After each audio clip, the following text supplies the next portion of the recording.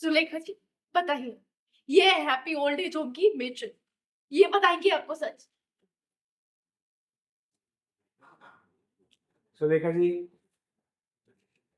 यहाँ पर आपको किसी से भी डरने की जरूरत है। आपको जो भी बोला ना, आप खुल कर बोलिए। मैं देखता हूँ आपको कोई कुछ कैसे बोलिए। कुछ साल पहले विशाखा जी उनकी सास को लेकर के हमारे वृद्धाश्रम में आई थी। उन्होंने मुझे कुछ पैसे भी दिए थे और बोला कि मेरी सास पे कड़ी नजर रखो। उनको किसी से मिलना, बाहर जाना ये सब अलाउ नहीं था और मैं उनके कहने से बूढ़ी दादी को नशे की दवाइयाँ देती ताकि उनका दिमागी संतुलन खराब हो जाए और वो बीमार रहने लग जाए और किसी से बात ना कर पाई। लेकिन कुछ ही दिन पहले दादी माँ ने दरिया से मिलने की जिद ठान ली थी। जैसे ही विशाखा जी को लगा कि अभी दादी का जिंदा रहना ठीक नहीं है, तो उन्होंने मुझे बोला कि इनकी दवा की डोज बढ़ा दो उनको, ताकि वो जल्दी खत्म हो जाए। उससे पहले कि सर और मैं वहां आ गए और दादी माँ को बचा लिया। इसमें मेरी कोई गलती नहीं है, मैंने कुछ भी नहीं किया, मैं तो सिर्फ इनके कहने से कर रही थी जो कुछ भी किया। इसलिए दादी की जान को खतरा था, इसीलिए दादी को शालिनी के घर पे छिपाया।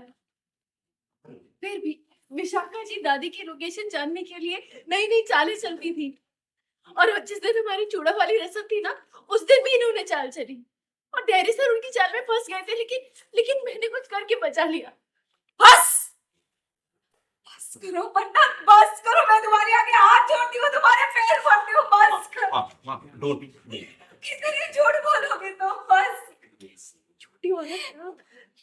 मैं आपसे जेन्युइनली एक बात पूछ रहा हूँ कि आप अपने ये झूठे आंसुओं से क्या साबित करना चाह रहे हैं? बताइए मुझे, क्या साबित करना चाह रहे हैं? तेरे आगे भी हाथ जोड़ती हूँ। बस कर।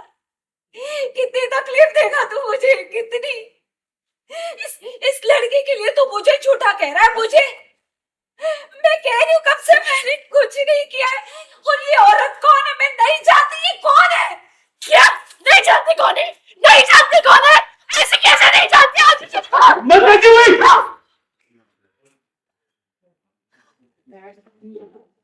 हिम्मत कैसे हुई